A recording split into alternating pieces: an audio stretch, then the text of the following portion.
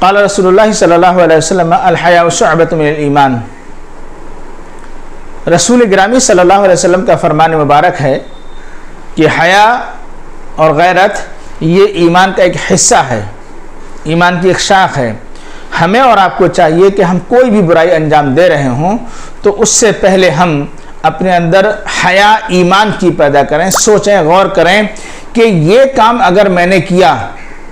जिसको मेरे इस्लाम ने, मेरे मज़हब ने, मेरे दीन ने गलत करार दिया है और गलत कहा है और मना किया है कि ये काम नहीं होना चाहिए, मैंने अगर ये अंजाम दिया तो इसका मेरे ईमान का क्या होगा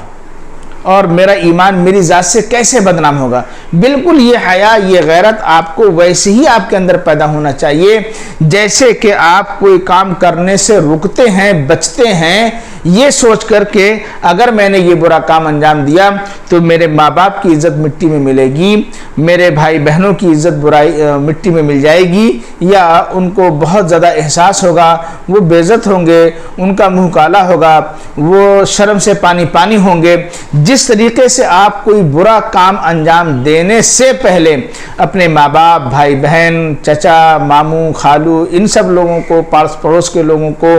देखते हो, या कभी कभी आप पूरे गांव को सोचते हो कि मेरा पूरा गांव बदनाम होगा या मेरे गांव के लोग यहाँ पर मौजूद हैं, अगर मैंने ये कोई काम गलत अंजाम दिया तो वो मेरे यहाँ पर घर जाकर के मेरी बदनामी कर देंगे और मैं बदनाम होकर रह जाऊंगा।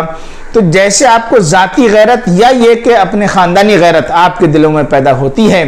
सेम इसी तरीके से इससे ज़्यादा बल्कि बढ़ करके आपके अंदर आपकी ईमानी गैरत पैदा होना चाहिए। यानी कि आपको ये सोचना चाहिए कि ये बुराइयां जो मैं अंजाम दे रहा हूँ इससे मेरे दीन और ईमान का क्या हाल होगा। लोग मुझे पहचान रहे होंगे कि ये एक मुस्लिम है, लोग मेरा नाम जान रहे होंगे कि ये एक मुस्लिम शख्स है और मैं वहाँ पर जुआ भी खेल रहा हूँ, मैं शराब भी पी रहा हूँ, मैं और ज़िनाकारी के दीगर कामों में मशगूल भी हूँ, या मैं लोगों के पैसे मार रहा हूँ, हड़प कर रहा हूँ, या जुल्म ज़्यादती कर रहा हूँ, किसी को गाली दे रहा हूँ, किसी की इज़्ज़त अफजाई नहीं कर रहा हूँ, किसके साथ मैं कौन सा बुरा फेल अंजाम दे रहा हूँ। इसके ज़रिए से नतीजा क्या निकलेगा? दुनिया वालों के सामने ईमान बदनाम होगा, आपका इस्लाम बदनाम होगा। ये मुसलमान है और ऐसा कर रहा है,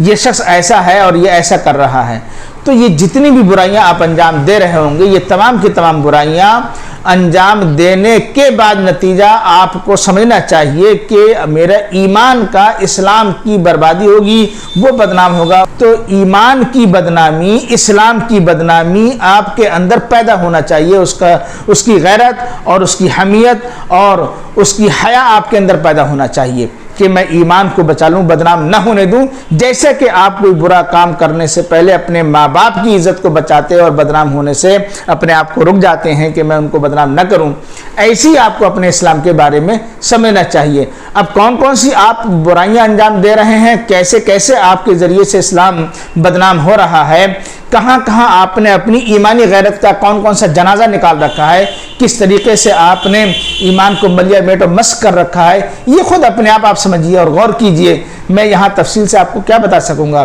बस इतना अर्ज कर रहा हूँ कि ये बातें यकीनन आपको समझ में आ गई होंगी। तो आप दूसरों को सुनवाइए, बताइए कि ये गैरत आप अपने अंदर पैदा कीजिए। मेरा ये वीडियो शेयर कीजिए। अब्दुल खालिक सल्फी नाम से ये मेरा चैनल है, अब्दुल खालिक नाम से, और उसी को आप सर्च करेंगे तो आपको मिल जाएगा और फिर उसको आप सब्सक्राइब भी कर दें, दूसरों को सुनवा भी दें। इसका सवाब या इस कार्य खैर में हिस्सा लेना आपका बिल्कुल वैसे ही होगा जैसा कि ये वीडियो सुन रहे हैं तो मेरे ज़रिए से आपको सुनाया जा रहा है, आप सुन रहे हैं, आपके ज़रिए से कोई दूसरा सुन लेगा तो उसको भी यही बेनिफिट और यही सवाब आपको भी मिल जाएगा। मुमकिन है आपके ज़रिए से किसी को हिदायत मिल जाए और कोई शख्स किसी बुराई से बाज आ जाए।